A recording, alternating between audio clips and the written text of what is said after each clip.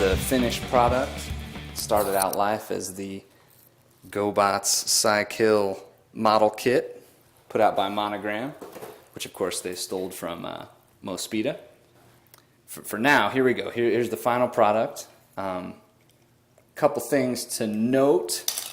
I did my best. I am not an expert modeler. So if you are, if you do such things as Gundams, etc., hey, you know, I don't pretend that this is the best job in the world, but I'm an amateur and put my heart and soul into this thing, and I'm very happy with it, I gotta say. So the only real problem I had is the plastic, all that stuff. It's great, but the kit is 26 years old, so when it came time to put on the decals, they just disintegrated. Maybe 50% made it onto the kit, and yeah, there's not much I can do about that, but it does give kind of a cool battle-worn look to it, so yeah, it's not so bad. Got to see the positive, I guess. So, looking at the figures, let's start with the motorcycle. He is a 1/12 scale motorcycle. Here he is compared to Wreck-Gar, and yeah, you can see they're almost exactly the same size. Fit in real well. You can see he's got rubber tire, translucent headlights, nice detailing on all the inner workings, the engine. It's got a articulated thruster on the back that'll move around. You can see some of the cool decals. This one turned out really well. It's the control panel there. You can see the gas tank, handlebars. Really good looking bike. Not very solid, you wouldn't want to play around with it, but just sitting there, it looks great. But let's move him to the side here. Take a look at the figure himself. Starting at the top, he's got a closable helmet. His head does turn. He's got these little shoulder flaps, and underneath his arm goes forward and back, up and down. Bicep swivel. It's got a little bit of an elbow, not much. I suppose you could cut that away, give him more motion if you wanted to. The fists do rotate around, and that's because they are swappable. So he comes with two normal fists, one for the left, one for the right. And I mean, they're okay. To be completely honest, they don't look that good. Got an open hand for his left, and he's got a gun hand for his right.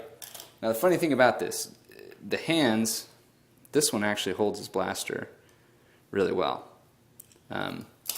This one doesn't hold it very well at all, but I think that's because you're actually supposed to build the hand around it. It's got a trigger finger. It would fit perfectly in there if it would have been assembled that way, so it's probably my fault. I'll have to go in and redo it, but yeah, you get the idea. Anyway, hips forward and back, side to side, knee, and then on the feet, this is part of transformation, but the heel articulates, and then so do the toes. So you can kind of change his feet to be large to support the weight of the mecha when it's in full mecha mode. Whoops, this part came off. That's what happens, folks. There we go. Okay.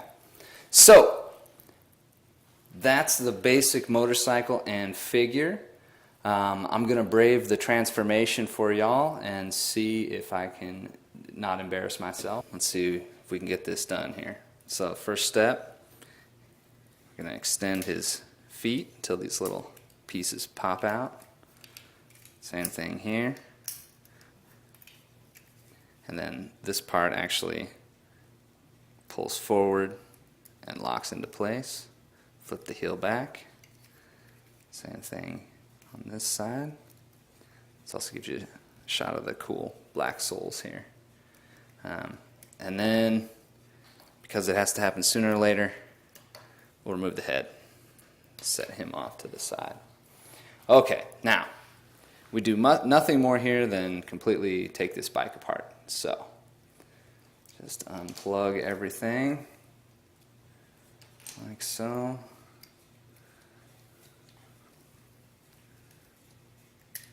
Hope that this doesn't completely come apart, even though it most likely will.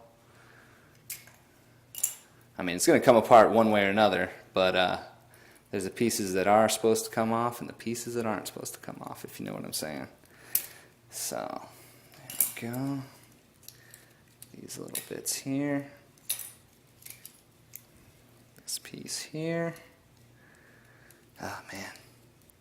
So, you know, as I said in the last part, this is not an action figure, it's a model kit. And it's by no means delicate, but the tolerances are just, they've got to be perfect, or else either it A, doesn't hold together, or B, it just rips itself to pieces when you transform it.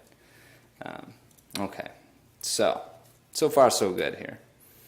So now we need to open up this tool. Here we go. I need to open up this section here, flip this up. Now for the most part this is pretty much the same transformation as the vintage Gakken one, but it does have some differences.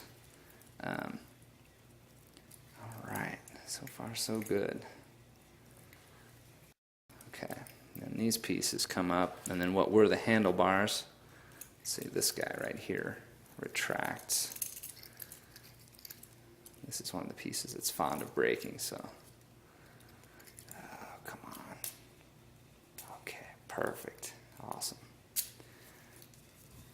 And once you got that, I don't know if you can hear by the sound of it, but there's metal, these are metal pins. This part slides out and then hinges forward, and this little connecting armature is made of metal. Okay, now we can plug these wheels back on, like that, like that. Okay, the windscreen slides down, and then it's got a little connector that it plugs into. These pieces, there's a hole there and a post there, which, yeah, you can see right there. They plug on there. Now they fit loosely, so they'll probably fall off. Yeah, actually we're not going to do that yet. Save myself the humiliation here. For the most part, we've got it in backpack mode. So now we take the figure, put this over like that, and then he's got a hole right here in the cod piece, and that will plug on. But before we completely attach that, we take what were the back wheel connectors. And there's a little post on either side that this plugs into.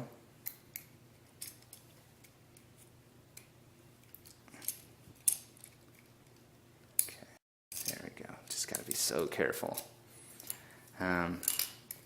Same thing here.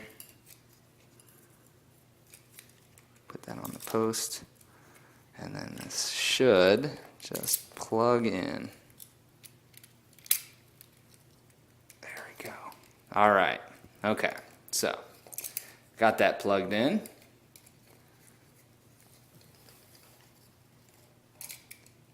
Reconnect those like this. Okay. Alrighty. There we go. Okay. Now, these pieces plug in right here on the side, where they're supposed to. Let's see if, there we go, there's one. There's two.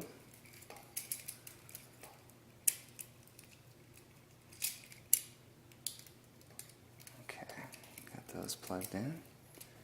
Okay, and then these just unplug, unplug. You see here's the saber action. And then these just plug right onto the forearms.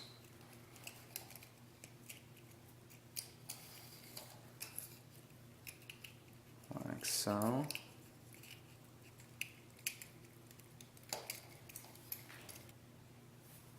And then these shoulder pieces plug on. That one's tight. This one's very loose. It falls out a million times. Ay, ay, ay. Okay. Well, we're almost there at least. Tell you what, let's put his head back in place. And there's one more piece here. And there we go. Okay, so after all the parts forming, this is what we're left with. This is the Sabre Cyclone in full battle mode. And you know, I've said there's some stuff I could have done better and some things that I just couldn't help. But the end result, I gotta say, I'm really happy with it. I think it looks awesome.